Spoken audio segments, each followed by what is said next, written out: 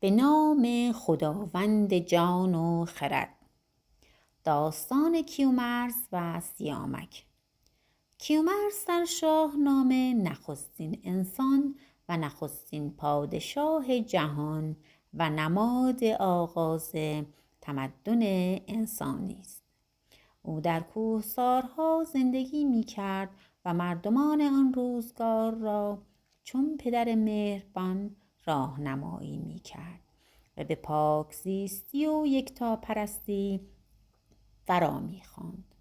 کیومرث پسری پاک نهاد و دلاور داشت به نام سیامک که نزد پدر محبوب بود. جهان آرام بود تا اینکه اهریمن دشمن دیرین نیکی و پاکی از فرمان روایی و پاکی کیومرث خشمگین شد و کین او را به دل گرفت. اهریمن دیو سیاه را برانگیخت تا به نبرد با سیامک برود و بر جهان چیره شود. سیامک جوانمردانه در برابر دیو سیاه ایستاد، اما کشته گشت. کیومرث بر مرگ فرزند گریست و در سوگ او 40 شب به عزا نشست و جهان نیز در ماتم او فرو رفت. پس از اندوه کیومرث هوشنگ پسر سیامک به پا خاست تا خون پدر را باز ستاند. سپاهی از پاک دلانه ترین مردان گرد آورد و با یاری فرشتگان به نبرد دیو رفت. این بار دیو شکست خورد و خون سیامک ستانده شد.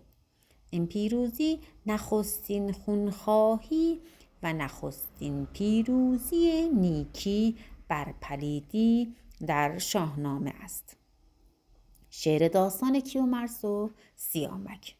بدو گفت که ای نامدار شاه، جهاندار کیومرث با فر و جاه.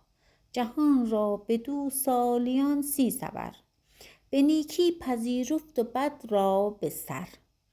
چو آمد به نزدیک او روز کین، از آن دیو بدخو و مردی برین.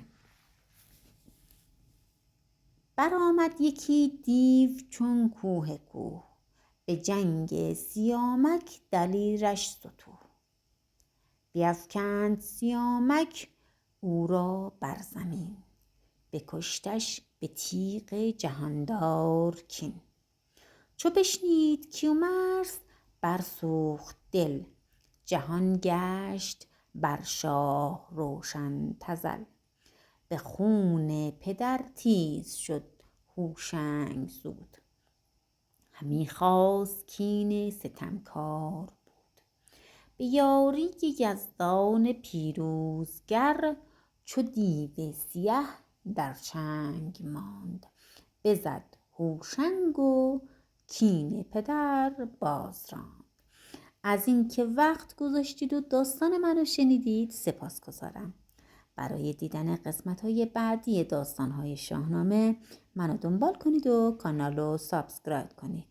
به امید یه روز دیگه و یه داستان دیگه. خدا نگهدار. در پناه حق باشید.